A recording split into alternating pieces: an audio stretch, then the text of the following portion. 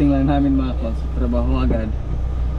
So yun, dali namin yung unit na ano, kasi sira yung kanya bearing, 4x4 bearing.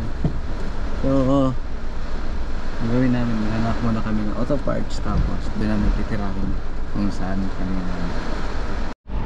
tapos nulan kami. Tapos kanina, grabe yung alon, napakalaki, nakakatakot. So yun, hanap muna kami ng makakainan dito. Tapos ano pa ba, hanap kami din ng auto parts kasi sira yung bearing ng D17B natin. So common naman yung bearing 3562.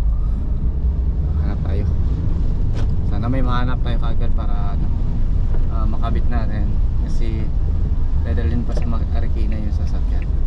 Then tayo, didiretso tayo sa yung mga unit na may mga complaint sa atin.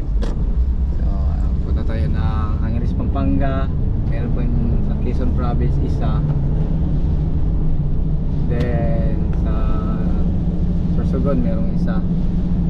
So try din natin update yung mga ibang customer natin baka kumana sila, may mga gusto silang ipa-check sa kanilang unit, at least matingnan natin.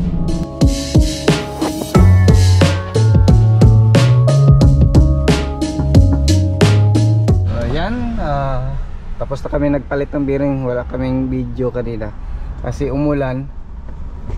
So yan, so yayain kami ni sir na mag-lunch. Ayan, thank you so much sir.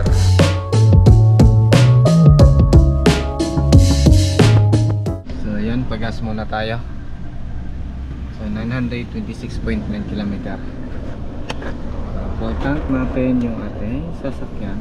So full tank tayo sagad 34.7 liters.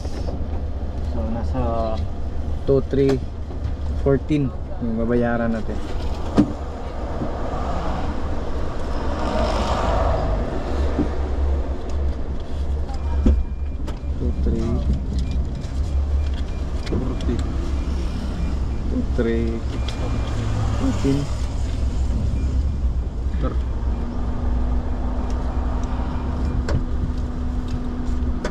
Layo pa yung lalakbayin natin, nasa 358 km Lucena, then 358 malagdagan pa yan papuntang Angeles, Pampanga.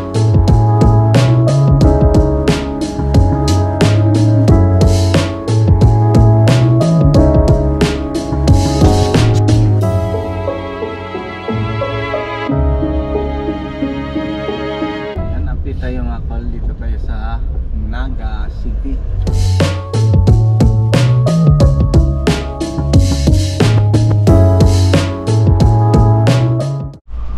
So dito tayo ngayon sa Atimunan mga kol.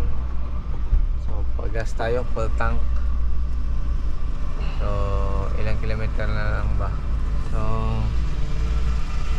39 kilometer. Marating na natin yung Lucena. 30 liters yung napagas natin ngayon dito. Lakas ng hangin. Timunan. Punta na tayo.